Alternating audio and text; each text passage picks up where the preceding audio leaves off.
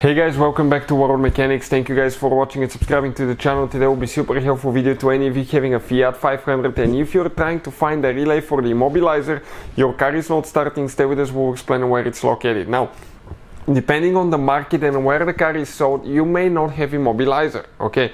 So some markets may not have it, some may do. So it really depends on where the car was built for.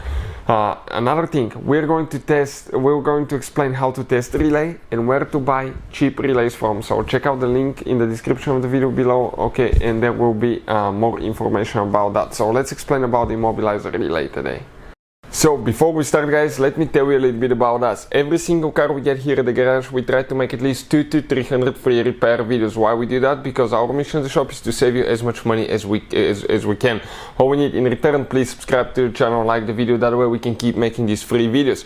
If you want to see any specific videos on Fiat 500, leave a comment below, that way we can get an idea, and if we have time we'll try to make a video for your specific problem. If you need to buy any parts, tools, you want to save quite a bit of money, check out the link in the description of the video below. That's where we get all our tools and supplies from as well. We're going to go ahead, open the hood on that Fiat 500, support it, and once you do that guys, it's pretty simple. You come right here. This specifically is an Abarth, but even if you have a different configuration, different engine, it will work as well. Check it out now. Next to the car battery will be the main fuse box.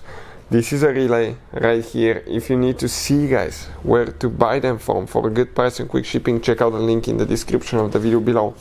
Another thing, if you want to see how to test a relay in just a few seconds, I will put a link that will teach you how to do that to a video, okay, in the description of the video below. This is the main fuse box. You need to remove that bolt in order to open it. We have one more fuse box. It's hidden in the car. And if you want to know where the fuses and fuse boxes are located, we have a video on the channel that will teach you that. So this is guys, okay, the fuse box layout.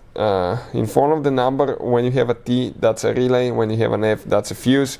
Bad news, they don't tell you what it's for, so you have to know or have the manual. Sometimes people will lose it. That's why we're trying to help you out, and if you're in a scenario where you need a quick solution. So if your car is equipped with automatic transmission or immobilizer, you're going to have that relay right here, which is known as relay T20 guys, T20 right there. Ours, we do not have that relay. Check it out, it's empty spot right here. This is due to the fact that ours is built for the specific market where immobilizer is not required and it's a manual transmission. So if you have immobilizer issues, check that relay. Hopefully the video will be helpful. Thank you for watching and see you guys next time.